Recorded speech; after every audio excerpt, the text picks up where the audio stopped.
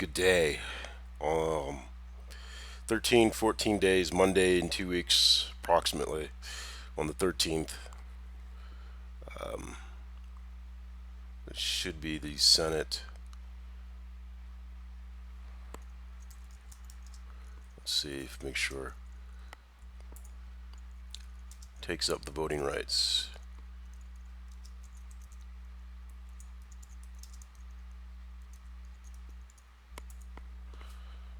Um,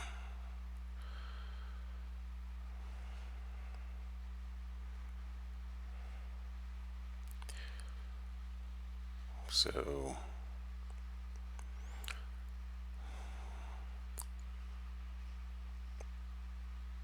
this is from Baltimore. Let's see what they have to say.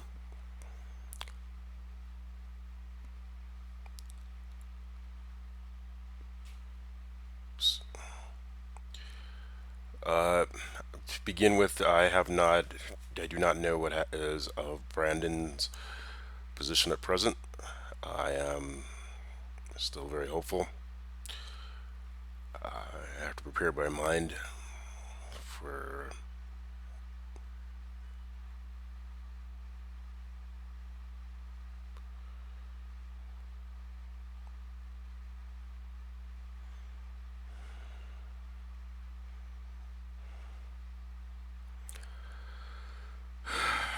All right.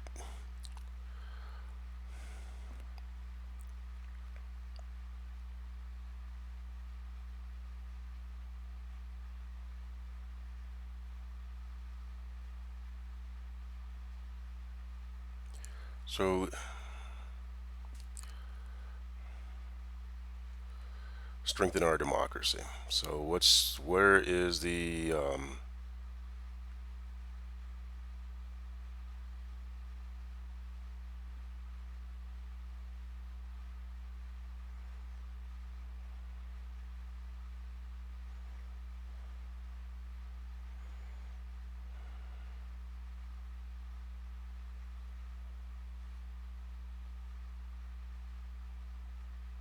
it, voting by mail is not fraudulent. The reason he's calling it Trump's calling anything that does not benefit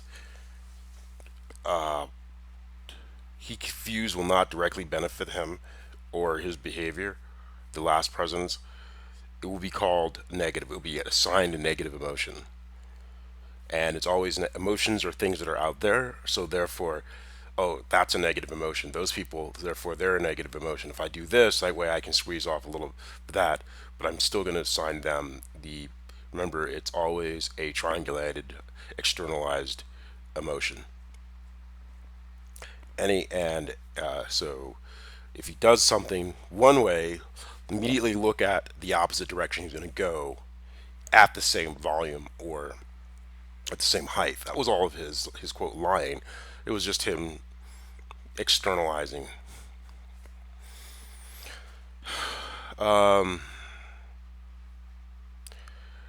Republicans, of course, they don't support the federal legislation because they've put all through all of these extremely terrible bills.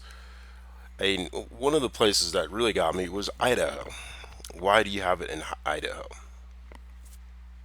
Doesn't make sense. Now, here's another thing that's been on my mind as far as the January 6th insurrection and the Constitution. Which, if I am correct, and I haven't, we're going to go through this together because if I remember correctly, the only emissary, the president,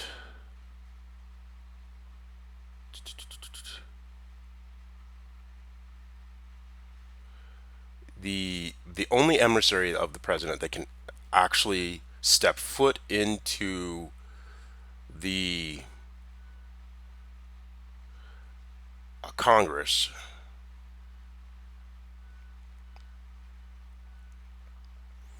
is the vice president as head of the Senate.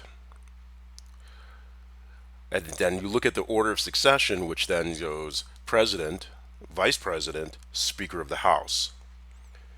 The heads of both parts of Congress are in succession from the upper house to the lower, quote, lower house.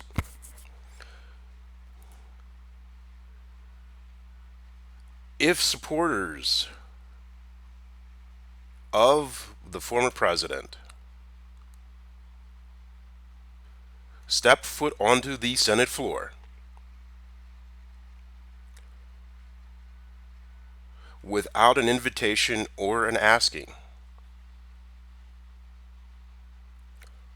given to them by the speaker or the speaker of the House or the head of the Senate, depending on which chamber they went onto,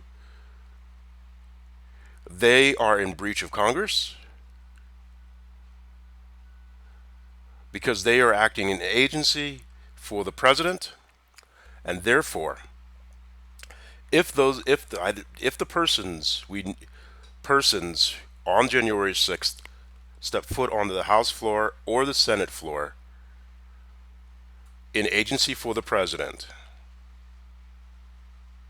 and Congress did not act to rebuke the president,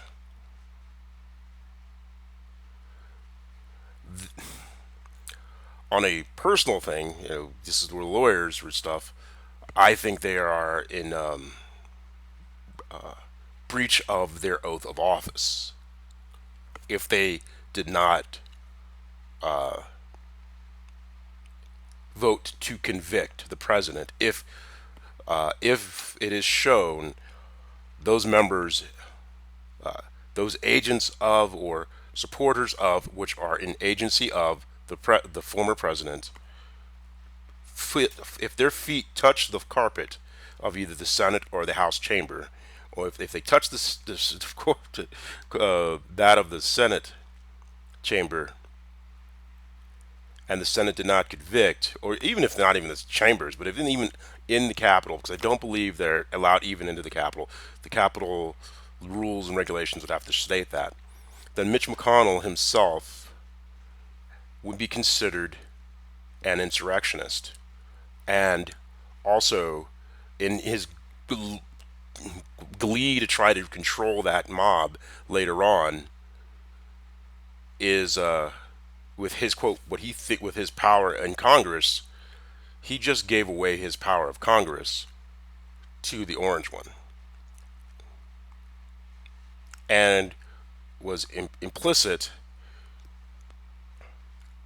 in the breaking of the rules of Congress and in giving the power of the legislative branch to the executive branch and not holding the executive branch accountable. And this would be very rich, especially consider how much power Mitch McConnell controls within the Senate.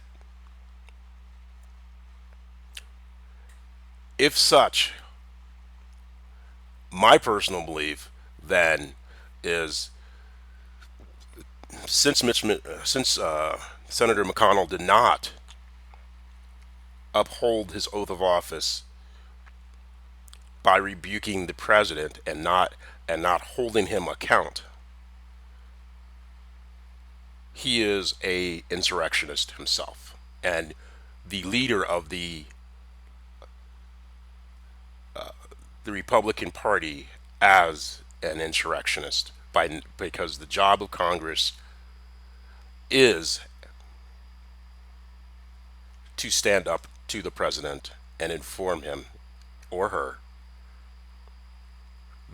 there is no unitary power in the United States. We do not have kings or queens.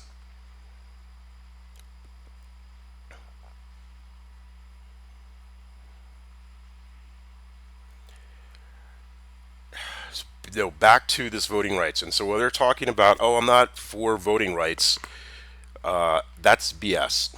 I agree with Manchin as far as in substance that it should be bipartisan. When in reality, you have a party that has literally abdicated their duty to the Constitution and the United States of America. And even more so, from his perspective, what he should see, that they have abdicated their duty as Congress.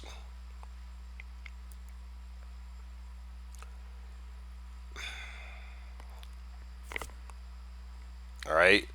The filibuster is not in the Constitution. It was made up by Calhoun to be to maintain his free labor or near free labor force and sense of externalized self.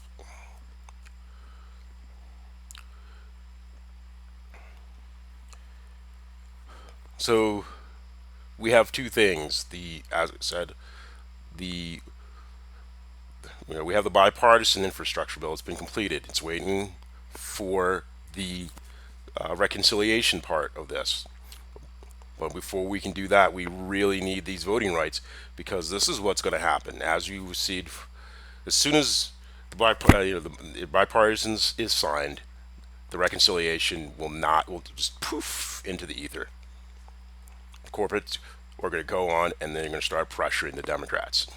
There will be no lost leverage. So why? Or they go for the money and then leave the voting rights out. The carve out has to be, and those senators who do not wish to create the carve out for the filibuster, especially if they did not vote to impeach the president, the former president, I am then in wondering if they really, if not just them, but especially if they did not vote to impeach the former president, then I pretty much assume that they are traitors to Congress and traitors to the nation. They have abdicated their oath and they're covering their tracks. We know Bolsonaro is campaigning on the fact that, oh, if I lose, then I'm, oh, it's going to be terrible for me. Well, dude, you shouldn't have screwed over your people. Personally, if we could, to put pressure on, to let the Brazilian people know, hey, if you vote him out, he's not going to leave. We should put pressure on them to make sure that if he gets voted out, all of his bank accounts freeze. All of his bank accounts and his next and anyone on the cabinet freezes immediately through the IMF, World Banking, whatever, as best as we can.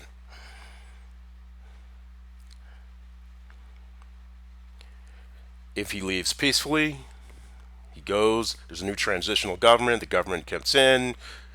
His oath is passed. His bank accounts reopen. If he acts like an asshat, of course, China and Russia is going to try to, with their little bank, kind of fill that gap. But we need to at least let them know that, hey, now if Brazilian people vote him back, hey, man, they put an idiot in they're going to pay for it. That's not on us. But we're not backing jerk offs anymore.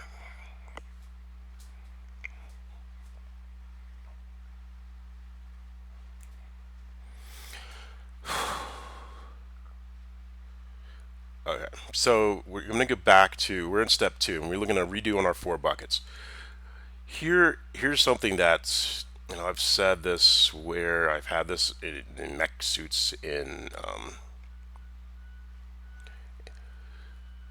the military. There was this thing of mech suits. Well, and the reason I do this one, okay,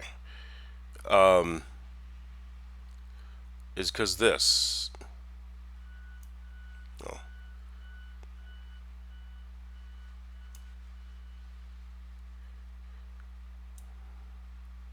all right, you're supposed to be linked. Well, give me a second. Command. Ah, it has been a while. Anyways, mech suits and taking care of our elders are actually, from my perspective, linked, because the R&D that goes into that is the same R&D that's can be used for mobility, and then that R&D also, because we already have it in our mind. Remember Aliens?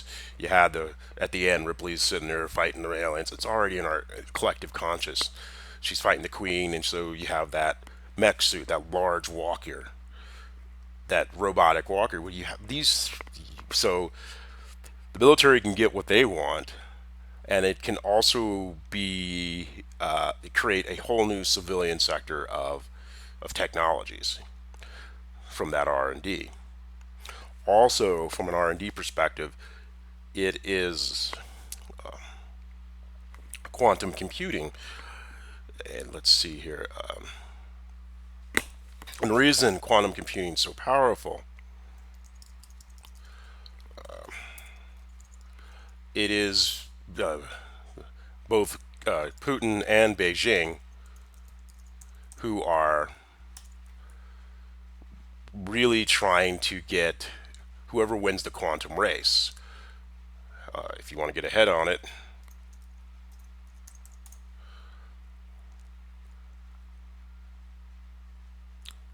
sucks.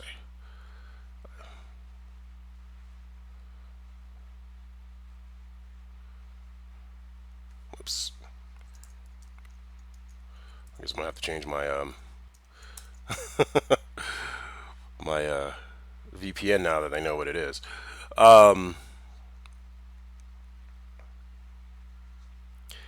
So there's a lot of different.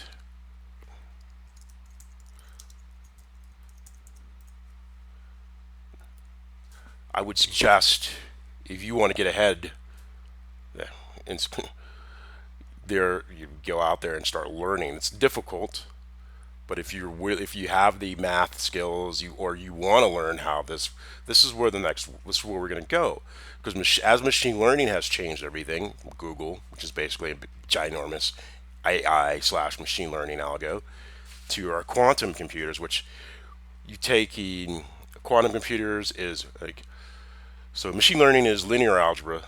Quantum computing is taking that linear algebra equation across multiple hundreds of data points. Now you're taking those hundreds or thousands or how many data points, and a squared plus b squared equals c squared. Brain can't think of a word right now. Well, why am I using my own brain?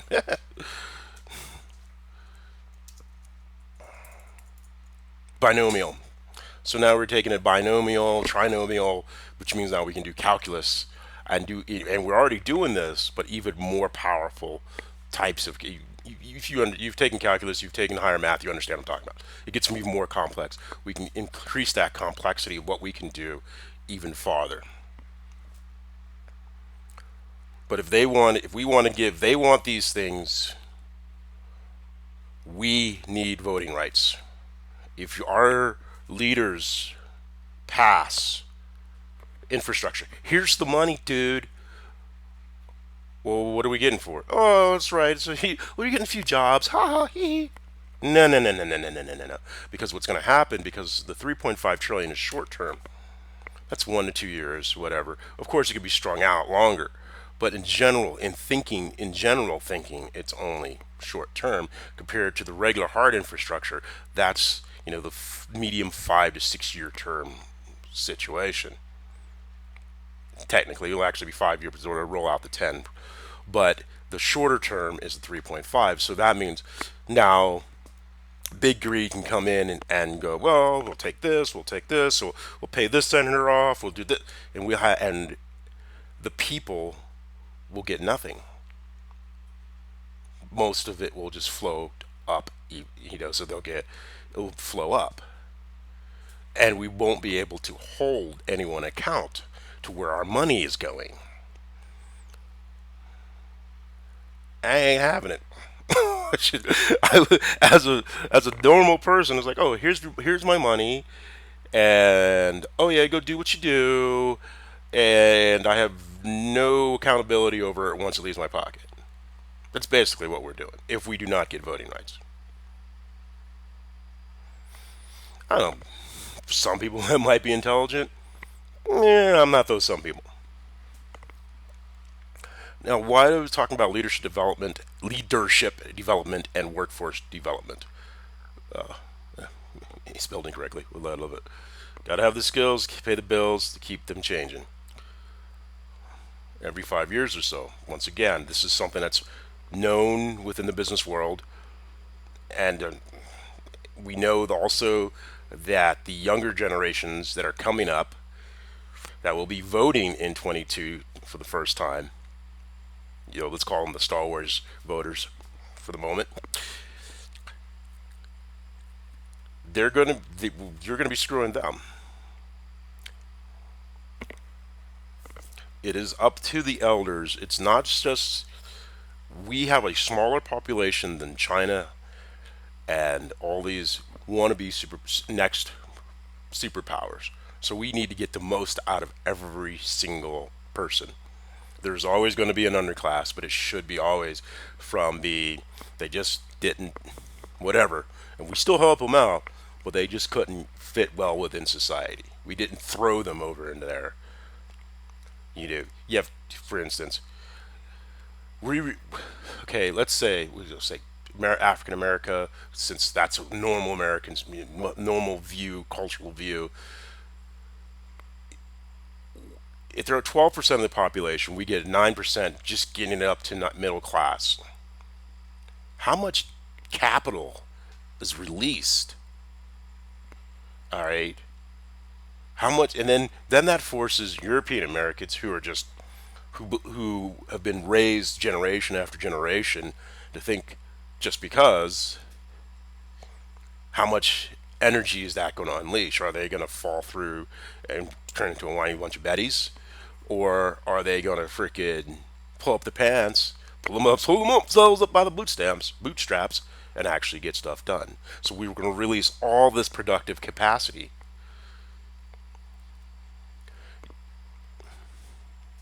or are they just going to get violent and try to kill everybody?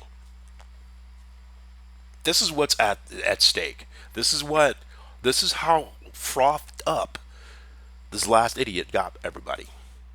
He's externalizing his fears, and he is nothing but a well of fear and hate and self-loathing.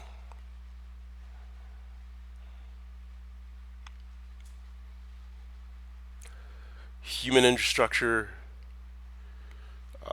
public education, broadband, electrical infrastructure. Here's another thing we know within the R&D space, because a lot of this money is, yeah, if I'm looking from I personally look at it from the R&D space, because it's going to we have to, for instance, right now, I say the mech suits, but the military wants because hydrogen has multiple situations as far as capital, big capital. Military buys all these lots and lots of vehicles, fuel powered vehicles. So we know we have fuel powered vehicles on one end, and we have a fully battery powered vehicles on the other end, and we have hydrogen in the middle. We GE with the LS 2500, which is the turbine that's in the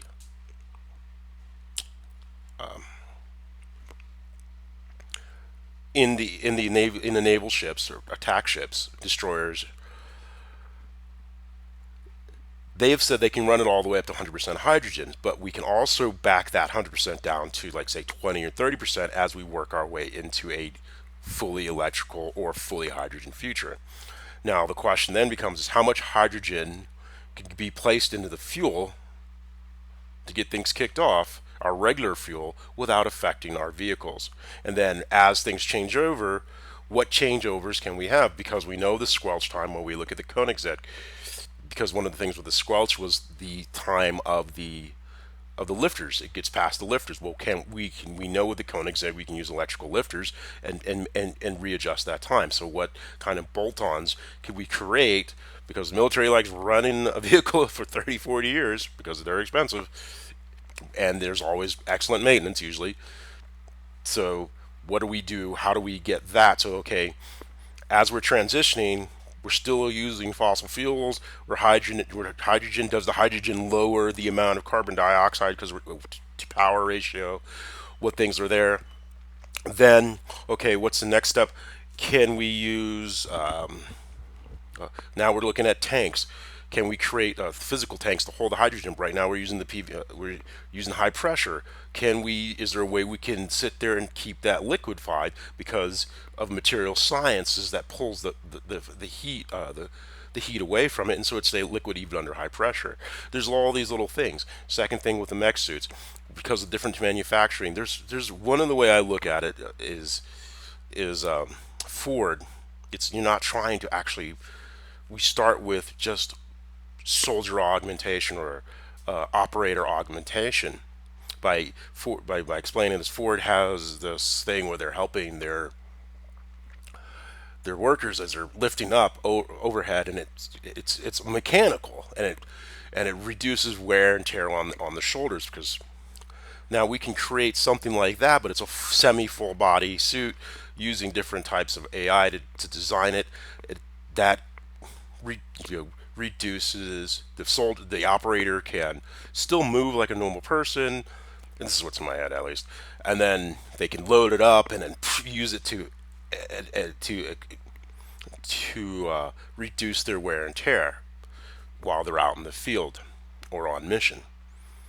But that requires R&D, and so the military has, if we have a fuel situation, and I know jump back into R&D, but from a fuel situation, so we have regular gas, hydrogen gas mix, and fully electric. And now to get to a fully electric, we need batteries that charge in the same amount of time it takes to fill up, because that's our time space. How long does it take me to go to flip open the thing?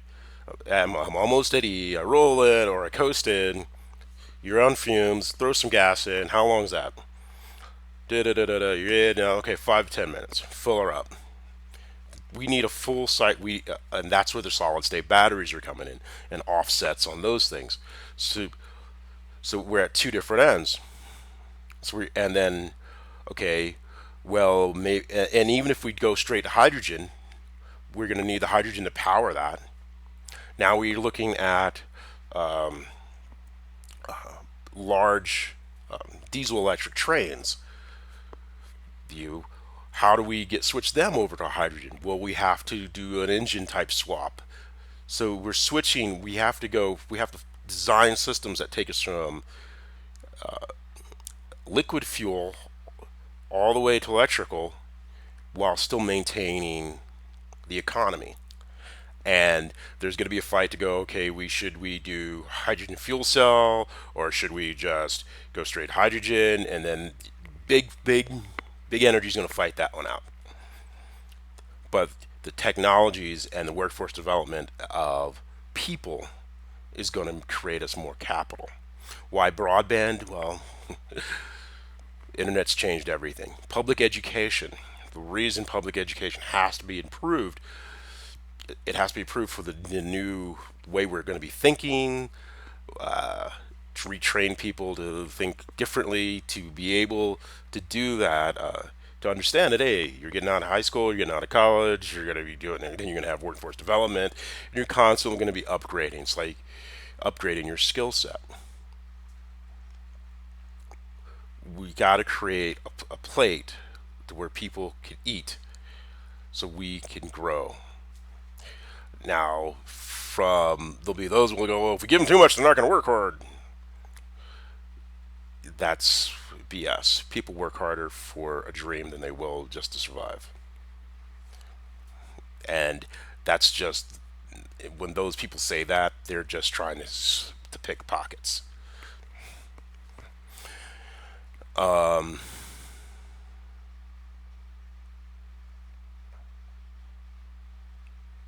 So that's where we're at right now. And if the 13th or whatever date the Senate chooses to vote, we have to get rid of that filibuster. We have to create that carve out for the filibuster because it's non-constitutional anyways. They have spoken. The rights has spoken. They're not upholding their duty. They did all of those senators that did not vote to convict the former president.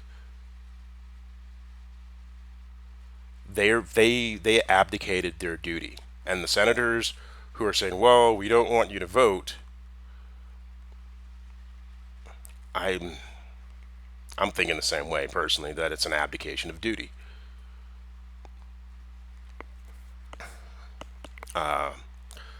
This this is the turning point. This is the absolute turning point in the history of the republic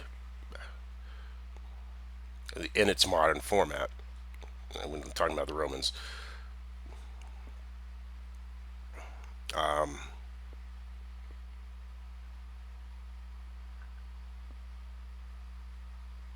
this is one of the thing that that big money is really in the John Lewis Act is trying to hammer at is there's this one provision in there, and I'm not sure if it was written at secondary. There's little ones like public funding. Of course, they're going to flip out over that. But there's one that I call the NASCAR, and it's basically like, hey, here's my sponsors, boys. It's the NASCAR rule.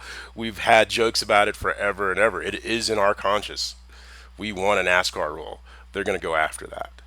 So as the sausage making is going on, just check in once a day and go, okay, what BS are you trying? Because they're going to go after that. That's their right. I have no. We have most of the voting rights. The John Lewis voting, not just John Lewis, because they're trying to conflate the two. They're one. They're basically one bill split into two parts. Okay, don't let them bamboozle you on that. The For the People Act gives you the right. Your 401k. The John Lewis bill goes returns the pre-clearance that was already of the voting rights, basically back to zero. So bring us back to where we were, and then here take us to, and then the For the People takes us forward. So we bring back the past, give us to a zero, give the voting rights to all. So it gets young people involved, gets the citizens involved. Now, of course, we all know there's always been that the mob will ask for everything, i.e., the people, and that's why you have to have a educated citizenship. They think by having a bunch of dummies, it's going to make it better. But actually, you have a bunch of dummies, people who are not educated, don't have a clue what's going on. They're just easier. They're just easier pockets to pick. They're easy marks. Educated citizenry is not an easy mark, and most Americans, we don't want free anything. It's just not our style, dude. We want to neither have in some format have worked for it in some way. It's just who we are. It's that Protestant ethic. I've earned this. This is mine. That's yours. You've earned yours. You hook or crook, whatever. That's you. You do you. I got me. I got me. And until you decide to try to take what's mine, then you got yours. We're good. But you try to take mine. No, hold on a second. And that's the way we are. And we're supposed to respect each other's space. And if we and a lot of that is the belief that, oh, okay, there's no reason for me to do that because, well, I can get my pie over here. You make the citizenry stupid, and then you don't give them any hope. That's the opposite happens. So this filibuster, they need to do a talking filibuster. I want to see Ted Cruz explain to me why did he allow the president? Because if they're an agency, i.e., the president, why did he and Senator McConnell allow the president of the United States to step foot without an invitation onto the steps and into the chambers of the United States Congress? Why did they abdicate their duty as senators? And since they abdicated their duty as senators, so we don't put them in jail, we need voting rights.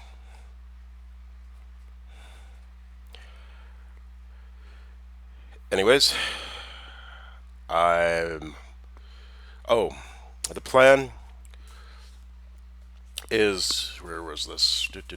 What we're going to do, one of the things we need to do is, until that date, you have the System March. I just go to that and get involved.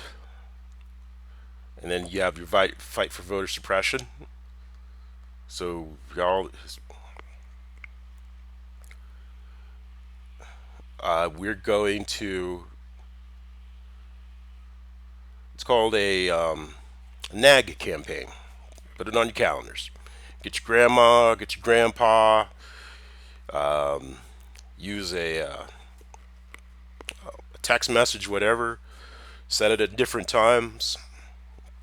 If they're if you or your persons next to you are technologically savvy and they can do email every day at the exact same time that you pick or choose, you're going to email your personal your congressional congressperson, and then you're going to email your senator every single day.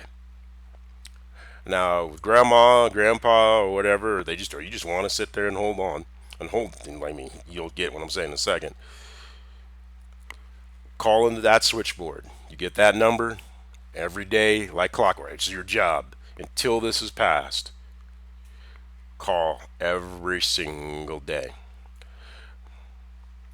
Light that switchboard up. Do not let any business get done. You're lighting up the congressional switchboard every single day to your congressperson. Where's my voting rights? Where's my voting rights? Where's my voting rights? They need to they need to know that they are going to be held feet to the fire without asbestos socks. Now, if they right now it's set that they're to vote on the 13th. At least that's the last I looked. Of course, they probably will change it. But if they're set to vote on the 13th, and it's hard set into the calendar, those who are near, if they can, we need to show up once again. And between now and then, we need to march every Saturday until it is done in every city, wherever you are at. You need to march. We need to be this. There always was a statement of, if history called, what would I do? Well, history's calling. What are you going to do?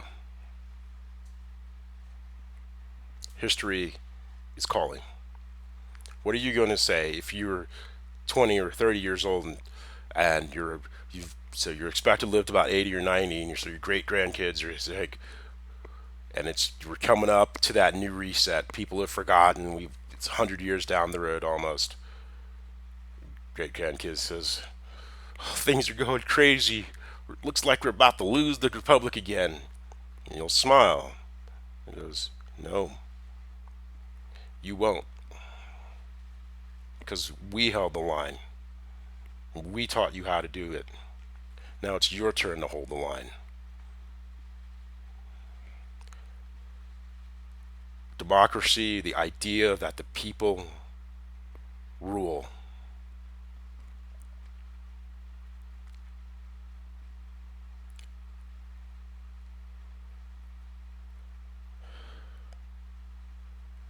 It is now in your hands.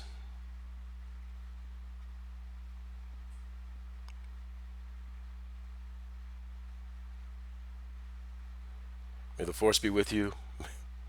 May God bless you. And may God bless the United States of America.